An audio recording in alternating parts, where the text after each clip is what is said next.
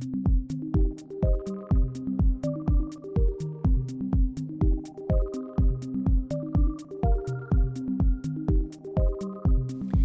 and welcome to another Making Sense of It with me. I'm Kenny. And me, Pete Smith. I've had a really bad incident in the last few days, which is why I'm wearing a high neck top. She has had a bad incident, and I think I'm slightly to blame, but like by proxy. It's not really, you're not to blame. It's not your fault that I served you piping hot pasta filled with cheese and then decided to grab a piece and drop it on my chest and then just watch as my skin peeled off. I know. It's bloody hard work, that. It's horrible. On the last episode of the podcast, we were talking. Well, not the last episode, because the last episode is we've as you see if you're following the podcast, we've uploaded the True Geordie one. Oh yeah, of course. Which I've not even thought about that. Yeah, we're forever. But the one before that, number 22, we talked about stupid deaths. Yeah, that's a kind of stupid death. Getting smothered in boiling hot cheese and just dying. Yeah. Getting cooked. I can't even tell you how painful it is, and I'm not even going to show you. I'm wearing a high neck top and a necklace because it's just disgusting. It's absolutely disgusting. And I don't even know whether legally I should be allowed to sue Sainsbury's because it was their own pasta. And I think there should be a warning that says the pasta in this is so inconceivably hot that if it meets any surface, it will burn straight through it, including wood, metal, and Emma's collarbone. Yeah, it does look a bit sore. It's so bad. Yeah, but you're a fast healer, so you're like a superhero. So you if you were an ex-woman, an ex-man, or ex-woman, which is a bit weird, isn't it? Call X-Men still. You would be healer. That's what I you'd don't be called. think that's cool at all because loads of X-Men just can get beaten really badly and they're all fine. I've seen it happen. Like Deadpool as well. He's one of those people who can just basically still die. He can only die when he's not got that whatever it is. Oh no, how does Deadpool die? Can he get decapitated? No. He can get blown into like a million pieces. There's that thing. They put that thing around his neck and then his powers go and then he can die. Spoiler alert! If you didn't really happen in Deadpool 2 that at all. But yeah, it does look so. But you are a fast healer, as I say. If you were a superhero, you'd be called Healer. So anyway, what would your X-Men name be? My X-Men name? Oh, now you've put me on the spot now. I normally have to think about these things. I normally have to write a few down, come up with it. What that would must be terrible in like general conversation. Yeah. Really so awkward. Then, Pete, have we got an opinion on that? 1 second. Scribe. Just give me an hour. Scribe. Yeah, I'll come back with. The person's just left. Yeah. What a weirdo. Oh, I think I'd be called. I don't know what I'd be called. Well, what would your superpower be? And then what would the name around it be? You absolutely useless person. You're never ever going on Family would be able Fortunes to with me. think anything and it would happen. So what would you call yourself? So, because that would be like, I'd be called... Psychicity. Yeah, no, Thinkatron. I'd be like the Thinkatron. Why would it be which is a juxtaposition to what you actually are? Because you've already proven that when offered an opportunity to think of anything, it's almost impossible without prompting. Exactly, you see. It's always that thing that you're not comfortable with that you'd make. But what does Thinkatron do? Thinkatron, he literally can do... If he thinks something, it happens. Like Domino, who's got all the luck in the world. Well, I'm Thinkatron. Whatever I think about, it happens. That would be really awful. That'd be terrible. I know, because would the be Ghostbusters dead everywhere. Like the Ghostbusters, wouldn't it? It'd be like, don't think of, just clear your mind, and all of a sudden I've been in a car with you, and that would mean that every single day, as soon as we sat up in a car, if you were Thinkatron, there would just be dead bodies everywhere. I'd go to the Xavier's castle house mansion. The X-Man house, and I'd learn how to use my superpowers. I'd train myself, and I'd have like a word that I'd use which would make the Thinkatron thoughts come real. It'd be like blancmange, and then it'd happen. I'd have to say it because if I was just thinking something and anything could come in my mind, it'd happen. I'd be terrible. I'd be like, I wouldn't be an X-Man, would I? I'd be like one of the baddies. There'd be an X-Man baddie. Do X-Man baddies have a bad name? I don't think they're X-Men. Like why men? I think they're all called mutants. Yeah. But the X-Men are the good ones. Right. Yeah, they do. So Thinkatron. Why man? I think it's quite Why man? Yeah, I think I'd be a good Thinkatron. Thinkatron. What would be my outfit? I don't know what it'd be. Definitely lycra. Like a full-on gimp outfit. No. Why? That's what they all look like. Oh, I wouldn't have. Apart from the one who plays. Also, like, oh look, here's Thinkertron rocks up, full big shiny Pulp Fiction ball in my mouth. You know what I mean? Right, yeah, right. Bring out Thinkertron. They open a gimp cage. There he is. I don't know. Is that a gimp? Little broken deer. I don't know. Thinkertron. Don't make him think. I'm just thinking about the fact that Jennifer Lawrence in that program is that blue woman who can shapeshift. Is that Jennifer Lawrence? Yeah, the one out of Hunger Games. It is. Yeah, it is. Yeah. It is. But basically, she's just blue and naked in it, isn't she? I mean, it's one of those things that never fails to surprise me. And then the other people who she plays play themselves. With women, it's like okay to kind of do it. What's she called? Jennifer Lawrence. No, what's the name of the... can't think of the name of the character. Well, no, you can't because you're not Thinkertron, and you actually can't think of anything without going and writing it down on a list. She's deeply disturbing. I'll show you on bloody Thinkertron in a minute, young lady. Massive. Thinkertron. Blancmange just falls from the sky and just envelops me. Everyone on the podcast is like, didn't expect that to happen. Somewhere in New York, there's a massive marshmallow man at the moment causing havoc. With me, it'd just be people setting on fire. Somebody says something horrible to me. Well, that's a different movie. Yeah, I'd be a baddie. Yeah, you'd be Carrie. I would be. So you're Carrie. Is that what this is now? Carrie didn't look at people and set them on fire. Carrie just set things on fire. No, Carrie looked at things that then moved and then happened to set on fire again. That's completely different. And that it proves as well, let me just tell you that Carrie is the example of do not bully somebody that badly, because in the end, not only will we not care when you get pig's blood spilt all over you after you've done it to her, we'll be glad that you got set on fire. Not the innocent ones, but the ones who deserve to burn. I'm not saying that bullies deserve burning. I'm just saying that, chain of causation, this is the kind of thing. And that trips me on to something we were going to talk about today anyway, because one of the mums sent us a video of her daughter being mercilessly attacked in a park. In Middleton, Manchester. Just down the road. UK. And I sat and watched it, and I had two feelings that were concurrent. So I had the first feeling, which was like, that is so unjust, and that poor child being absolutely attacked and violated in that way. And then in the same moment, with that kind of, what the hell is going on in those kids' homes who are the bullies? And then in the other thought, it was, if that was my kid, I would hunt those kids down. I have something so primordial inside me that it would genuinely, I think, propel me to potentially do something really bad. Bad for my career, bad for my persona, bad for my karma, because I don't feel like I have any control over my instinct as a parent. I know. It's what gets me. It's the if you see the video of it, it was as it starts. We'll have to put a link on here. Yeah, I'll try and find it. But as it starts, if you don't notice it, you just think it's a girl who's on the floor getting her hair really badly pulled, which is assault anyway. But as it first starts, she fully boots her in the face, and as far as I'm concerned, I don't think people are really educated. Young people, they're not educated on the serious consequences of booting somebody in the head. You know what I mean? It's like, it's fair enough, not fair enough, but, getting punched in the face is bad. You can hurt people, knock people out and kill people, straight if you do it wrong or do it hard or whatever, booting someone in the face, booting someone in the head, it's some serious consequences. Yeah, I mean, the mum sent me some pictures of her daughter afterwards saying, she's really standing up, she's really proud. And I got quite a lot of different celebrities all tweeting and saying, just stand strong. But that feeling of, I've got a 15-year-old and a 13-year-old boys. And at the moment, a lot of their mates are choosing not to go out at night. And they're choosing not to go out at night because they think that they might get their heads kicked in.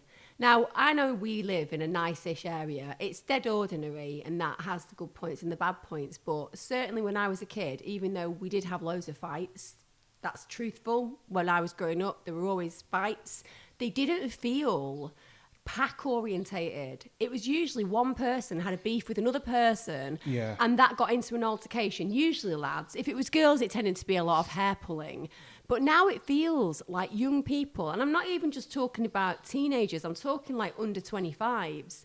They're going out, they're just trying to mind their own business, they're trying to have a drink out with the mates, or trying to go and hang out at the park and just have a bit of fun. And they absolutely risk their bloody lives nowadays. And it's, what blows my mind is, people are moaning about kids being on the streets and stuff, right? But nobody's looking at the chain of causation. When you and I used to work years ago with young people, your job specifically was going out into the community and getting kids engaged, right? Yeah. My job was running CAs, like making sure there were centres, having young people come and have a place to go every single day, all through the day, all through the night until it got to 10 o'clock at night. We provided those services. They were funded by the local government, and that saw boys and girls from very disadvantaged backgrounds coming a place where they could commune together safely. And I had no less than 80 kids every single evening I had it open, and in the day I had 60. Yeah. Now, the government stopped funding for it. Yeah, when I was working for the Youth Inclusion Project up in Teesside, excuse me, they start to struggle to get funding. They got funding pulled left, right, and centre, you know. So it was an independent sort of thing. But you know, mine wasn't independent though. Mine was local authority. That was the irony. Yeah, I actually remember the time that the local authority started making people redundant that were in the area of working with young people. There was people who were working with us, and some of them actually came and started to work for us. And there was just too many managers. You know, so what they did then is got rid of the people that were on the ground and moved the managers down, but on the same pay scale. Absolutely weird, you know. They just closed all the buildings. Yeah, like, that's the thing. Yeah, closed youth clubs. Where have we got a youth club near us?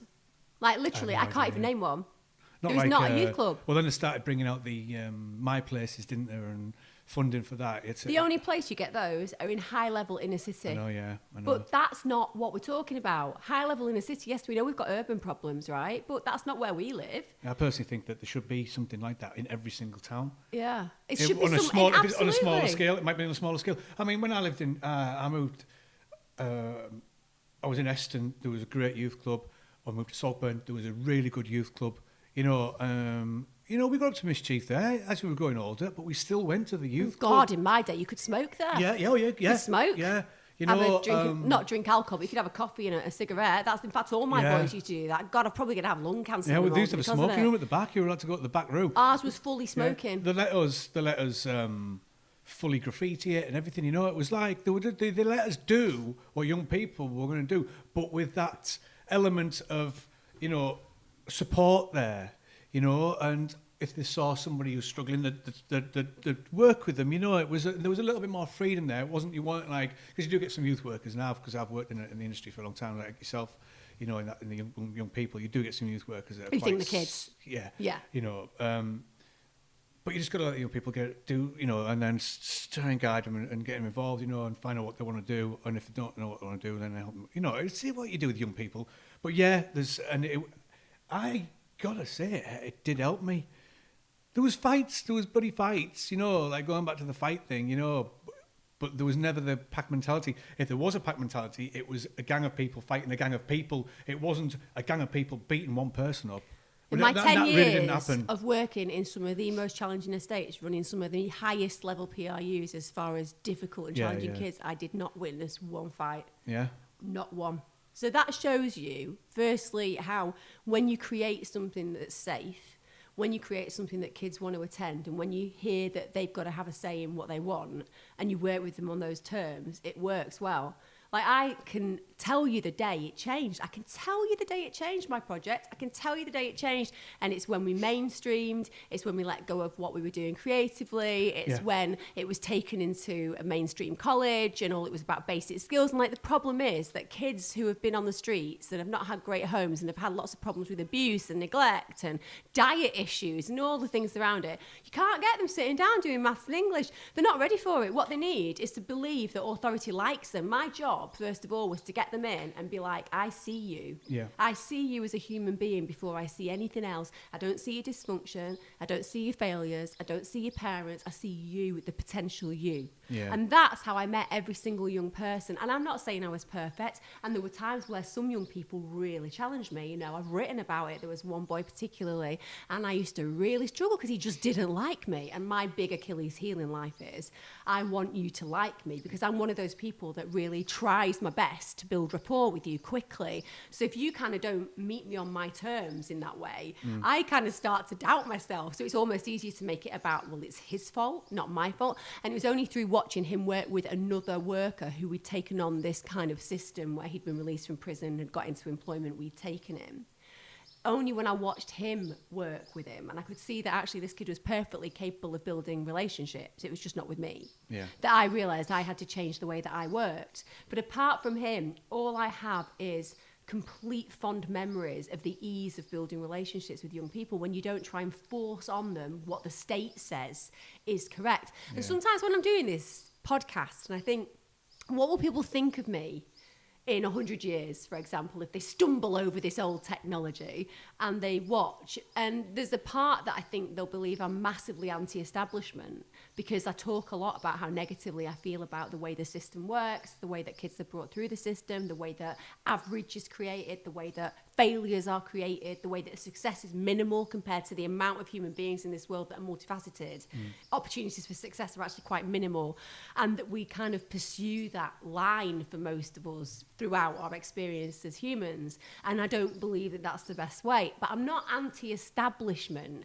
I just believe that the establishment currently is doing the wrong thing. I think that we have the potential within our establishments to make a difference to our youth, to make a difference to society. Like, I look at teachers and I know for a fact that if I said to a teacher, now, you know what, mate, you go in, you assess your kids, you create whatever kind of education system you want in your class. They have to be able to do A, B, and C, but the way you get there, power to you.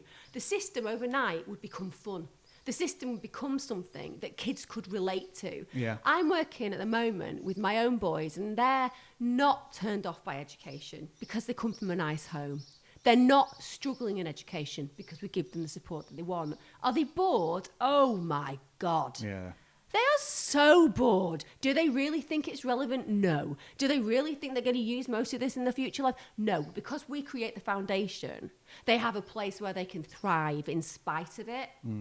But when you talk to some of the people that I'm talking to at the moment, in particular, mother who I see her son, he's a bright, pleasant boy. We both know him.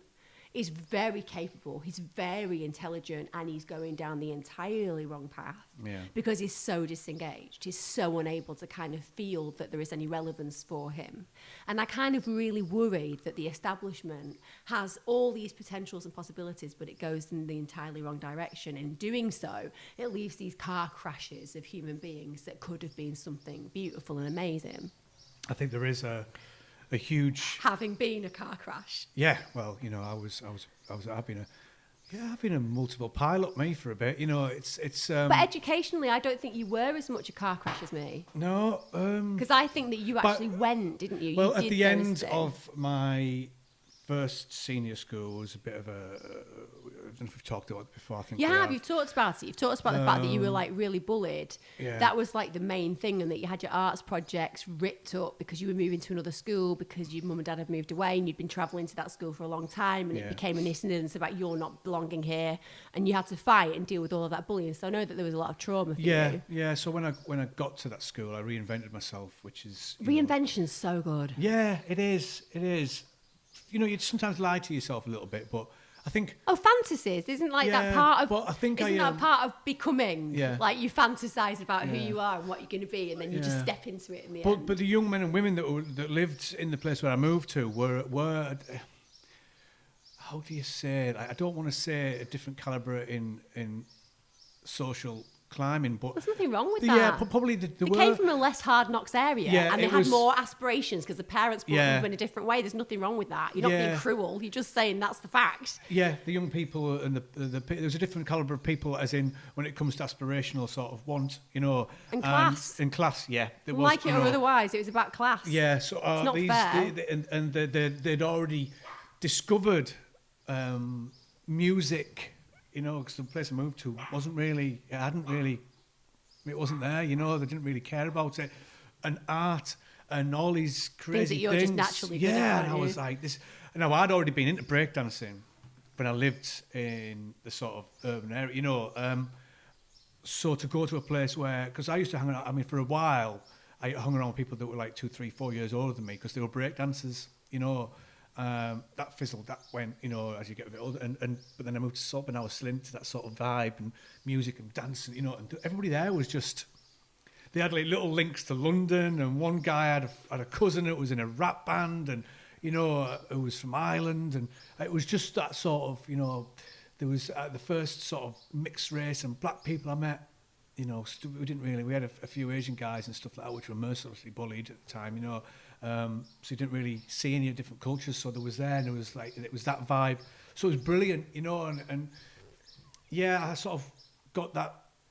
Everybody wanted to, about 5 or 6, 7 of my mates wanted to go to art college as well. But you also started your youth work because somebody was on a youth project, and they saw you and saw that you had capacity to do more than just be a young person. And you started your career through that. That's what social engagement's about, and that's what we're lacking massively. Yeah, I got asked to go and help on an art thing, and then the lady who was setting up a project, the youth inclusion project, was talking to me, and I told her my ideas of what I think young people are really wanting these days, because I've just literally come away from that, you know, and I'm still, because I was quite young when I started there, you know, so I was still a young person myself in my head, just 20-something, you know what I mean? I started working for the local authority voluntarily at 18 years old. Yeah. Claim to fame, I actually worked with a member of Atomic Kitten when she was a young person at school. I won't say the name of that individual, but nonetheless, as a volunteer, I came into contact with her, and she was amazing. Even back then, she was amazing. And the truth is that I look back at those days, and I would never be allowed to do that now.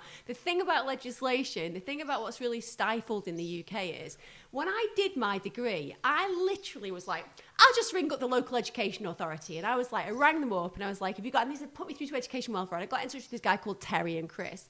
They were brothers, and they ran that kind of side of it. And they were like, come in. And I was like, I want to work with young people. I was 18. And they were like, right, what kind of young people? Kids that have got problems. I want to work with dysfunction. They were like, start next Tuesday. Because I had 2 days off a week every week. So for 2 days a week, I went to the schools in the local authority, and I sat in a room, wholly unqualified, wholly unschooled in life. And I sat with young people. And you know what? I discovered that I just had this abundant passion for watching them grow when they're given the place to do it. And what blew my mind was there was like a 3-year age gap, 2-year age gap at times, but I felt like a grown-up because I was doing a degree. And I did that for my entire degree. And then the day after I finished my degree, I started working full-time for them before I'd even got my results. But you could never do that. They would never let you do that now. No. There would be policy, procedure, that's not appropriate. And it's like, you know what? That's what is wrong with the UK. So I did the True Geordie podcast.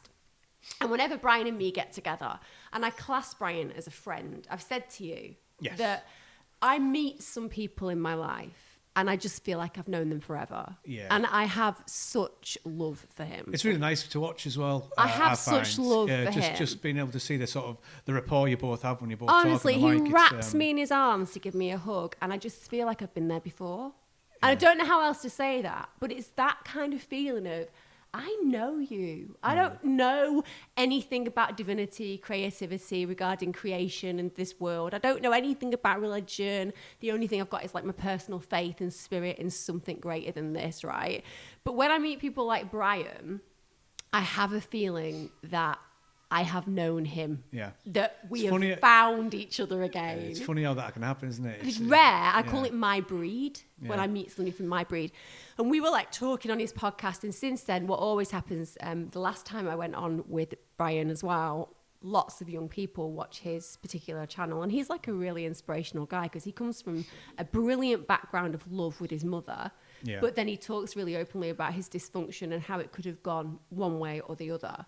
And actually for him, it's gone the best way. And he puts a lot of that credit in his mother's arms, so to speak.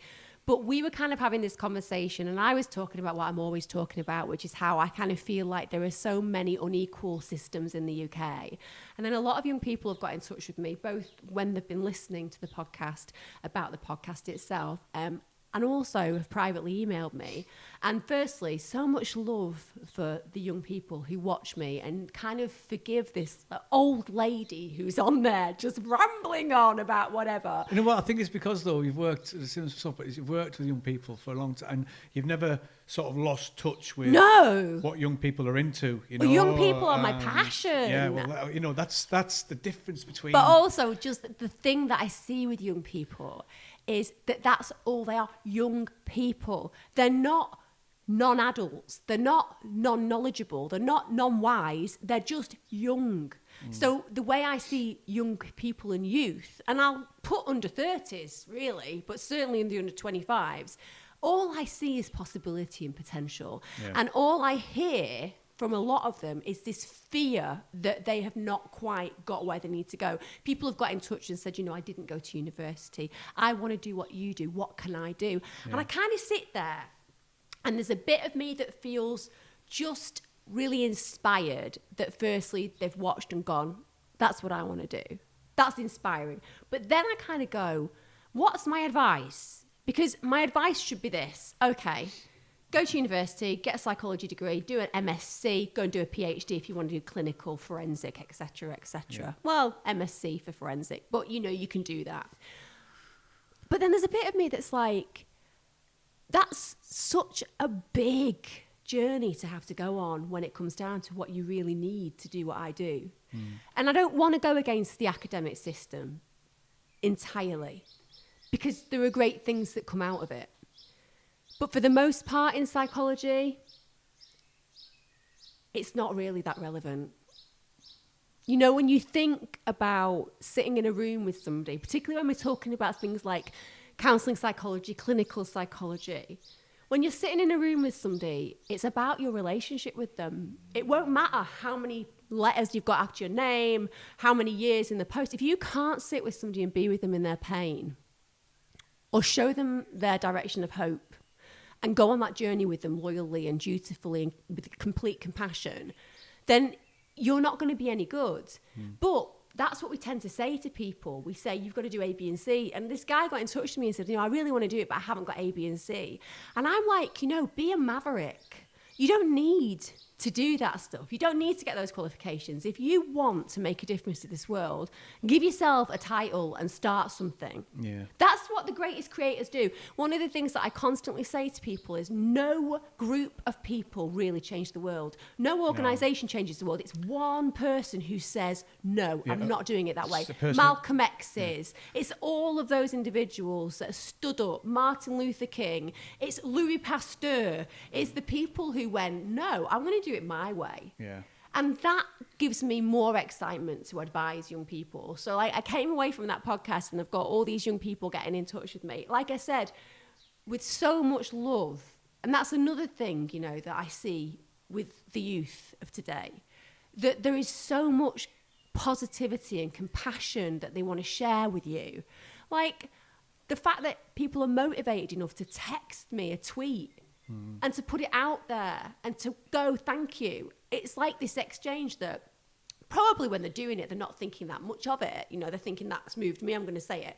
But for the receiver, for me, every single one of those has such meaning. Yeah. Such meaning for nice. Me.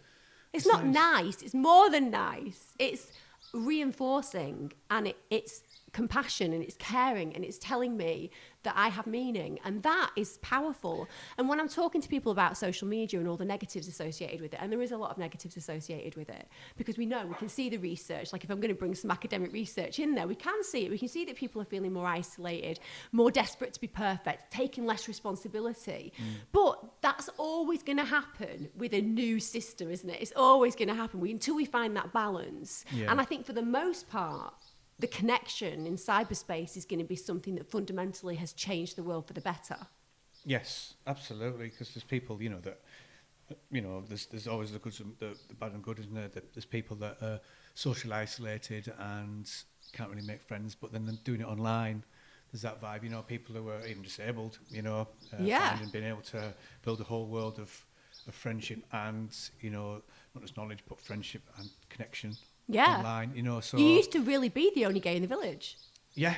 That Little Britain sketch was actually real for so many young people, that they were the only person who they felt related to the world the way they did. Nowadays, it's like click, click, click, click. Yeah. Well, especially if you've got like a certain interest or a certain vibe, or like say you're sort of gay or you're straight, or you're into something that you can't find other people that are either the same as you, or into because you live in such an isolated village in the middle of you know, the Yorkshire Dales or up in Scotland, like where it takes like 2 hours to get to the nearest, you know, you're going to feel so isolated and alone, which then leads to a lot more sort of mental health issues, or can do. I'm not saying it always will, you know, so the internet is an absolute phenomenal tool. It's a godsend. Yeah, absolutely. And I think leading on to sort of, you know, looking at how we have to embrace it, you know, and that is, it's not going anymore. It's not going anywhere. I try and tell my dad. He's like totally technophobe. He's like, what is this? You know, like, I think he only just about knows what a TV remote is, you know. But, you know, he doesn't seem to have the want to do it. And I'm like, but Dad, you're missing out on... I think that for the Silver Surfers, it's definitely something that they either take up or leave. I don't think there's anything in between. Like, my mum lives on Groupon. Like, she's been living on Groupon now. She's been on more hotel breaks, and we've paid for more hotel breaks than probably, firstly, we should. And secondly, thank you, Groupon, because they're usually very, very accommodating in their price. Yeah. But for her, it's opened up quite a big world, you know. She looks online when she needs information. She looks online when she needs advice. My dad is like, if my mum died tomorrow, the iPad would die with her. Yeah. There's nothing my there. Dad's the same, yeah. My mum's sort of very similar. She's on there and, you know, she's your mum's like, any deaf ones, because your brother's deaf. Any deaf inspiring stories shared on social media. Yeah. She sort of got her head around like, what to share and not to share. And, but I think that's one of the things that has let the government lay off having to bother about things like places to meet each other. Like, that's one of the things that the government can get away with. They're like, oh, we're all cyber connected now, let's create a forum, let's create an area where young people can talk about things they want. But I'm like, what has happened to our world where a kid can't on a Thursday or Friday night rock up to a centre full of other young people playing pool, being managed by really, really consolidated and skilled staff who know how to deal with bullying, who know how to see what's going on? Why have they disappeared? Yeah. Because that is where a lot of our mental health issues begin. Because you know and I know that when we were working with young people, it was our job to notice. It was our job to see. Yeah, you had to sort of, like XMen really. It was like, what was your superpower? Being able to see when a young person's struggling or there's something going on. That's right. You know, we had to, I mean, obviously the training, you do a lot of training around that, but to be fair, you can train all you like. I think if you know, you can discuss. Just get a sense of it, don't you? Yeah. I got a message off a young person on Facebook the other day, and she'd found me, and she realised that she thought I was the person that used to work with her years ago. Yeah. And so I kind of responded and said, yeah, it was. And she wrote that she really appreciated that even though she never actually confided in me what was going wrong with her at home, she knew I knew. And she knew that in having that knowledge, I understood why she was responding and reacting the way that she was. And she wrote a sentence about what I'd said to her that she plays over and over in her head, which is, whilst you can't change the way that certain things happen to you, you can change your life to ensure that you don't feel a prisoner to it. And I kind of took a step back, and that breath where you go, it doesn't matter how much money you've got or how successful you are in your job. If it doesn't have real meaning, then I don't think it has that much worth, no matter how rich you are. Like, I'm certainly not rich by a long, long way. But those moments where you think, God, that girl all those years ago listened to that line and plays it over again in bad times. And there's another girl many years ago, and she wrote to me a long time ago. So this is just when I got in the public eye about 12 years ago. And she just wrote me a card, and she sent it to the local authority where I used to work. And it just said, Emma, I've always remembered education is a way out of any situation. I educated myself. I got out. Love, Emma. Because she was called Emma as well. And I've still got that card. And she felt that need to kind of express that. And again, for me, the rewards in my work are often just the ones you play for yourself. You know, you think you've had an impact, but when you get that kind of recognition and reflection that you had impact, it's so good, because you kind of think that's two people that I've had some kind of impact on. And it's narcissistic to want that impact, but it's also partly because you just want to know that all of that passion has gone somewhere positive. Yeah, you say it's narcissistic, but it's more sort of, you know, you're there, you wanted to help, and to find out that you have helped. And to find out that only little bits matter. Yeah, I've had a few young people where I've seen that I've worked with, and they've gone on to, you know, I think there's one young man I'm actually friends with on Facebook now. He's doing amazing. The artist. No, I'm talking before that. Yeah. No, there's you've got quite a lot, but you've got boys and girls, but boys particularly who. One of the lads who I work for done from really North East, he lives in Australia now and got a family, and it looks really well, you know. And this is a young person that could, you know, there's lads who went in the forces and have thrived, and you know, still in there, and like sergeants, and you know, there's a few that I've seen that I didn't actually directly work with that have gone the wrong way. You know, I'm not saying it's because I didn't directly work with them, you know, but they haven't done too well. But that's just statistics. Yeah, well, that's see that. life. But there's a lot that I've done. That's the key, though. What I think the job is of every adult in this world, in fact, is to meet young people and to see them. Not to see their grades and not to see their achievements. That's just paperwork. But to see them. So I think in all of my work that I do, and I do it with clients and definitely with the young people that I had the pleasure of working with, my job was to look into them as a human being and to pick out the things that resonated as standing out. Every single human being, whether it's their stubbornness, whether it's their ability to argue black is white, you know, whether it's their energy, that crazy energy that some boys and girls have that drive people mad, but that's actually pretty amazing. Yeah, if you can, that's, you see, the argument in black and white is, my gosh, you should go into law. Stubbornness, absolutely. You know, all of those qualities. Yeah, the energy, you know, it's like leading. Yeah, but energy fun. Yeah. Go and be somebody that does things for people with that need for that kind of energy. Yeah. Life coaches need that kind of energy. Yeah. What I'm saying is I saw my job as pulling that and directing it. It's a great way and to we see don't do it. So you get the kid with ADHD in the classroom and the teachers are so stressed with everything that becomes a problem and they end up not in the classroom, and then it causes disaffection, then it causes dysfunction, then the story goes on. I would get those boys and I would be like, right, we need to deal with the attention. We need to figure out how to get your attention span correct, because obviously if you're going to go and do something with people, you need to at least be aware who's in your group. But if you can turn that energy and master it, and funnel like you, some of my boys into... went into the forces as well. But I had one boy who got a mentor through my group, so he was matched with an adult, and he became a mountain kind of, adventure mountain kind of. He took people on mountain. No, not a mountain climber. Well, a guide. Like a guide. And not like on massive mountains, but like in the lakes. Yeah. And he started working with him and got a job with him. Well, and his energy was it. It was like he was so positive about everything. He was so optimistic about everything. But when you're so positive and optimistic every single day and your energy is like this all the time, you drive them mad. Yeah. But when it's channeled, you actually inspire them. Yeah. And there's a young man who worked with at Manchester College who got him into he was doing something with weapons and stuff like that, and he got into sword fighting, fencing. Yeah, and he became slightly different than sword fighting. But as far as I'm aware, I think he became like a champion fencer. And the last time I saw him, he'd come out of the college and he was just telling me that, you know, this is a guy who was on a plastering course, you know, and he suddenly became seeing that a championship fence, thing, it was like...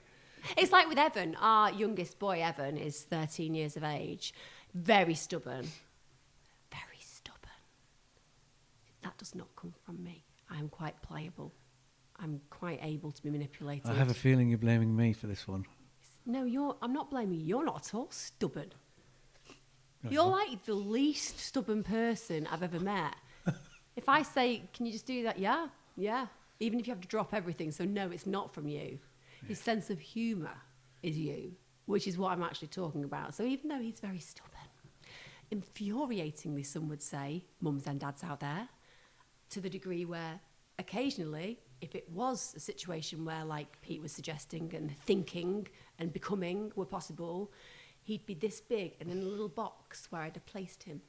But anyway, that's the negative side of personalities that you've got to still go with, because it's going to be important for him to be stubborn at some point in his life. It's going to be important not to roll over, and I amen to that. But his personality regarding his humour, we like constantly volumise that, don't we? We do. We constantly allow him to be nonsense orientated. The child has not said a sentence that makes sense in at least 4 years. Brilliant. Just random mumblings and ramblings that often result in him shouting random things out, and we just let him, because we just know that is going to take him on a journey of expression that will hopefully mean he does something he loves for the rest of his life. I think we can liken it, and from we watched the other day was the sketch from Monty Python of where they do the insult room and the argumentative room, and they go in the different rooms, and it's just complete nonsense of just like gibberish. I know. That's just him. Absolute gibberish. And it's fantastic. It's brilliant. It's definitely unique. He's using words that just come into his head, you know. Often he'd be a good thinkatron. Highly inappropriate words sometimes, though. He does sometimes insult people without really thinking. But the point is that, like, if we don't kind of allow him that place to grow, how is he ever going to find out what he really wants to thrive in? Because I think to myself, you know, he may well end up on the stage. He's not at all an extrovert. And this is the irony as well, that I kind of think that people often look at their personalities and then don't realise that you can have, like, a completely different ability than your personality would specifically suggest. So, like, Evan is an introvert in many ways. Yeah. He's quite a quiet kid. He's definitely got confidence issues to some degree. You know, he doesn't like throw himself out there. He would definitely not be somebody who led right now. But the minute he has a spotlight on his humour, he's just in his comfort zone, isn't he? The comedy thing is, you know what, I can see him. I just have a feeling he's going to either write comedy or be involved in comedy, and it's not just like the normal comedy. I'm talking off the wall, sort of, you know. Bring back Monty Python. Yeah, the Monty Python-esque sort of, you know, really Vic and Bob stuff. He's really I hope so, because I haven't got a pension. Yeah, and I just can't see how I mean, from this age, he's you know, he's clever with it as well. So, do you know one of the other things that people keep talking about? Not young people, by the way. This is just general. I'll get emails quite a lot. People keep telling me that I am rich. Yeah. People keep suggesting that I am very wealthy. They have made an assumption I've seen that I am on television and that I do things like this and that I'm really wealthy.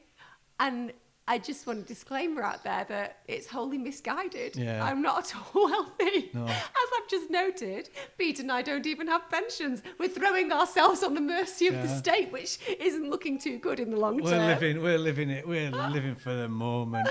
We are living for the moment. Yeah. That's the thing. But isn't it funny that perception is so interesting? Because obviously in the north, we can live in a relatively nice house in an okay area. We've got a nice garden. I know that makes us above average, because obviously I've got a profession and you've got a profession, but we're both completely freelance. So you work for yourself. What people don't realise is that, we completely work for ourselves, and also, like, I just not very materialistic, so I do a lot of free stuff still. I'm really bad at doing free stuff.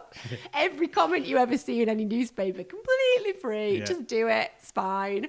But the funny thing is that you kind of start actually thinking to yourself, should I be rich? Am I doing something wrong? Is this what I'm meant to be like? All these people questioning, you know, well, if you don't know what you feel like because you're wealthy. And it's like, I can't, like, it's so funny how people just decide that you must be different to them. No, if you're rich in the context of, you know, wealthy, love. Really rich, I mean, living in a multi-millionaires in a Western world where, you know, roof over our head, food in our belly. Oh my God, yeah, that's being able wealth. to have autonomous decision making, you know. Being able to do what you want. That's really true. You know, women being able to drive cars, which has only just happened in bloody Saudi Arabia. You know, they have women-only parking spaces now, which is horrific, really. It's brilliant now that they can drive, but horrific. I was thinking women-only parking spaces could be great. No, I mean, it's horrific that they've only just let them drive. Right, okay, but I'm glad that they're giving the women-only parking spaces. I'd like some of those. Amazing. Just like that Monty Python sketch in it. No. I bet in Saudi Arabia, the women-only parking spaces, because they've been designed by men, will be massive. They'll just be really big because they won't believe a woman can park. Pink. They're pink. Yeah, pink. Oh, because every lady likes pink, obviously. I have never in my entire life had... Oh, I've got one pink dress, that's a lie, because it was in the River Island sale. Yeah, I just, you know, come on. It's just like, you know, did you consult the misogynistic painters? At least it's a step forward. It is, yeah. At least it's a step forward. At least, good. You know what I mean? Yeah, you can't shouldn't have been in the first place, really, should it? Not progress. Yeah, progressive, you know, progression is where it's at. I'm just loving the fact they painted them pink, though. I hate pink. I really do. It's all right for when you're doing graffiti and stuff. You know, pink's great. You know, pink, turquoise, light pastel colours, but nice, vibrant, really good colours. You know, but that's it. Flowers are pretty nice when they're pink. You know. Do you know, it's a weird one, isn't it? At the moment, I kind of think to myself, we're halfway through 2018. I'm nearly 30. You know, No. you're nearly 32. So that's not a lie at all. But your life and my life, it's like on fast forward. I feel like it's constantly on fast forward. And don't get me wrong, I'm like having acupuncture and that's helping me to live in the moment a little bit more. But I am struggling at the moment with this whole concept of loss. And it's come up before, but I don't know whether it's just my age. I keep having these hugely nostalgic experiences, like really powerful. I wake up in the middle of the night and it's really powerful. I wake up in the morning and it's really powerful. And I know that nostalgia is often associated with positivity and that's a great thing, but mine are kind of a little bit loss orientated. Yeah. And trying to manage that is really concerning me because I genuinely want to do this all again. I have this sense that there's like another 10 lifetimes that I want to live. But being able to know that you've been doing it before and you're doing it again, but just so you can, you know what, I'd like to do it all again and on through the same time as the same person, but know that I've already done it once and I want to remember every last single moment for what it is and never forget it and always know that... No, you don't savour things when you don't have an understanding of the importance of it. You don't, no. It's just that you don't know what's happening in the future. You don't know what it's like to be an adult. You're a kid, you're growing up. It's just day by day by day. I know. But, yeah. And burdened, you were burdened as well. When I was younger... I was just burdened. Yeah. I would just sit and be like, oh my God, everybody else's life is great. Everybody else is doing better than me. Everybody else is prettier than me. Everybody else is thinner than me. Everybody else is more successful than me. Everybody else is going to be richer than me. Everybody else's life is going to be more exciting than me. And like, there was that for like 10, 15 years of my life. Yeah. That was what was going on in my brain. You know what I've been doing lately as well? I've been doing... when I've come across somebody who's, I think, around the same age, whether I know them or whether I don't know them, I'd always lead on to that sort of, oh, I'm being quite nostalgic lately. Please talk to me about the olden times. Thanks, thank you. Oh, no, just to see if they're going through the same vibes, if it's like, you know, this existential crisis thing that goes on when you get to a certain age and you start reminiscing. I've started having thoughts about when I was at school and daft things, you know, and making the other people that, like, I was at school and just going, oh, I've just remembered this, you know, do you remember that? You know, and just to see if they're in the same... You know what? I think they are. I think everybody of a certain age, you know, 32... yeah, 43. You know, I'm sure that we all go through it. I'm sure we all start having the same feelings. But I think it's because you have to start accepting that life is a journey of loss and you have to undertake to do it joyfully. And this is the age. Like, I know that I have my mum and dad still. Like, some people don't have their mums at 20. I know. But I still have my mum and dad. And that means that that's going to be a point what I have to confront at some point. If it goes the way that it should, as far as you bury your parents before you die, that's something that I have to get used to.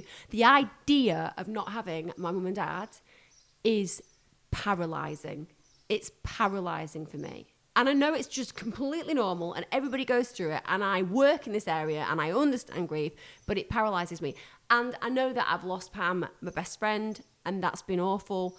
And it didn't paralyse me. I just walked through it. But I kind of feel like my parents, have been a big foundation of my support and a big foundation of my success in the fact that literally they congratulate me when I cross the road. It's as simple as that. Like, it's brilliant. The way you crossed the road was amazing. Well done. You should cross it again. Look, she's crossed it again. Even better. Even better. You know, everything I do. Every time that Emma does cross the road, she does it with 3 other people and like the Beatles. Honestly, on a serious note, Pete, my parents literally raised me up so high.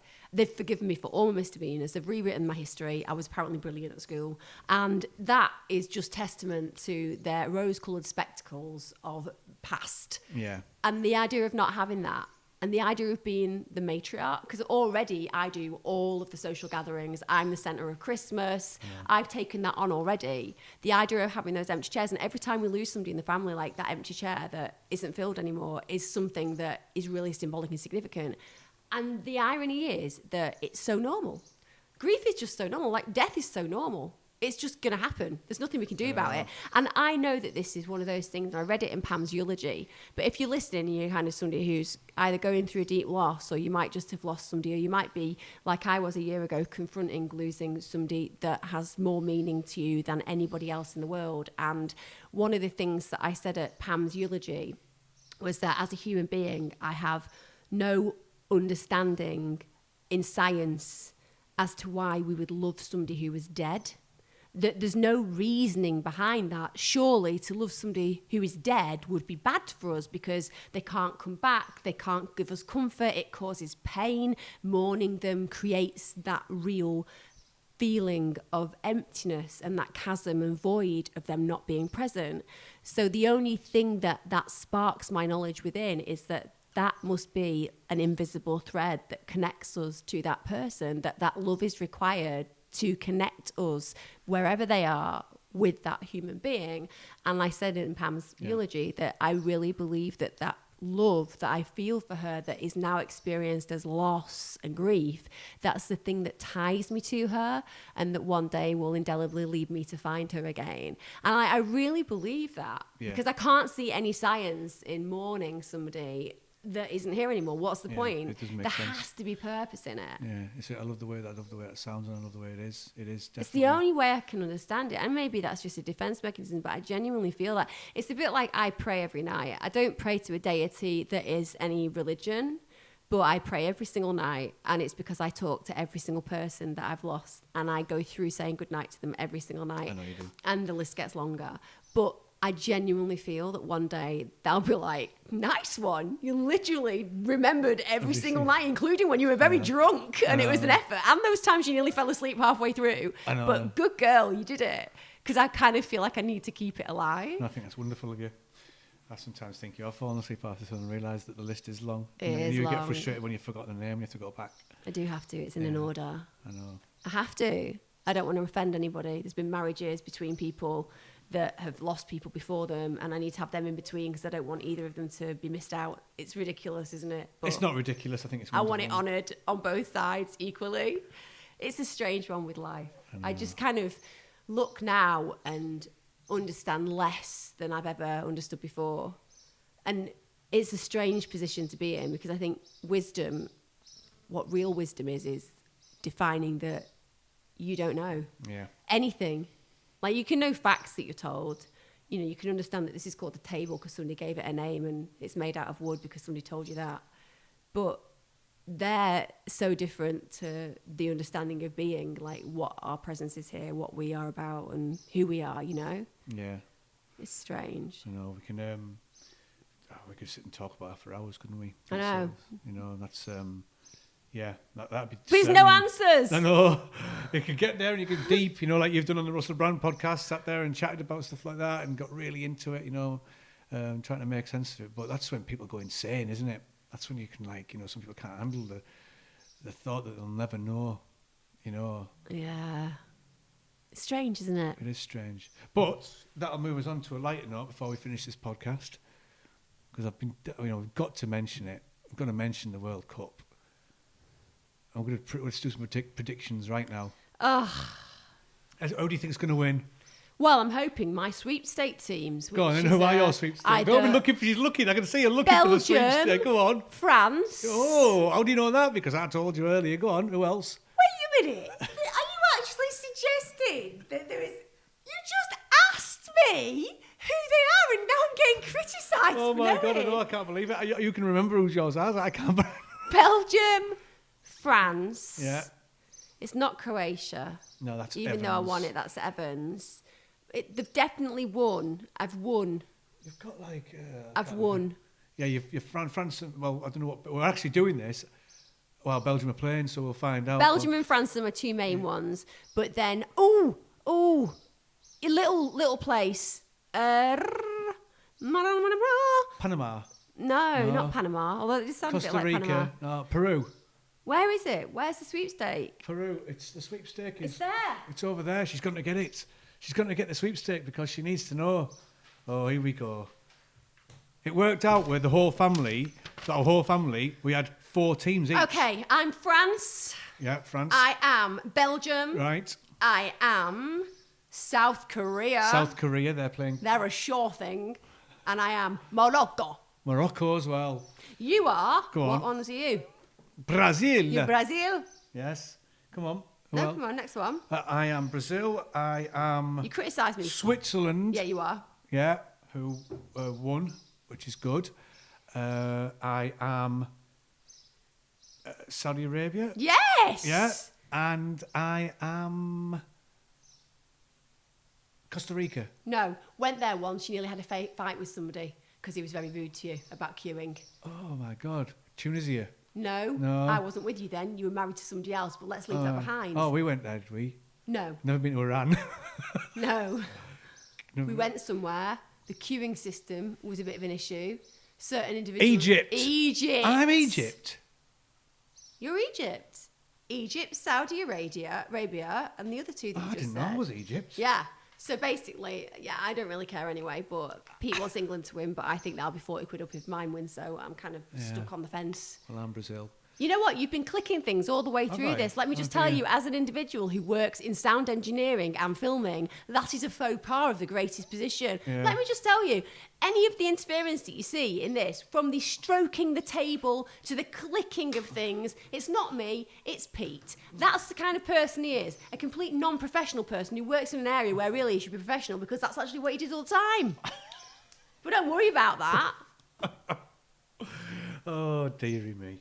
Anyway, yeah. So I thought we'd just finish it up on a bit of a lighter note with the World Cup. Is the World Cup a lighter note? Because Women's Aid have come out and said that 32% increase in domestic violence when it's the World Cup. Oh, I know. I mean, I was trying to finish it up on a lighter note, and then, you know... Why pick a subject that increases domestic violence then, Peter? I tell you what, I don't know. I think that's drunken, misogynistic bastards that do that, really. I think that's correct. And on that note, we'll leave it for this week. Thank you for joining us for another Making Sense. I tip my hat to you. See you all.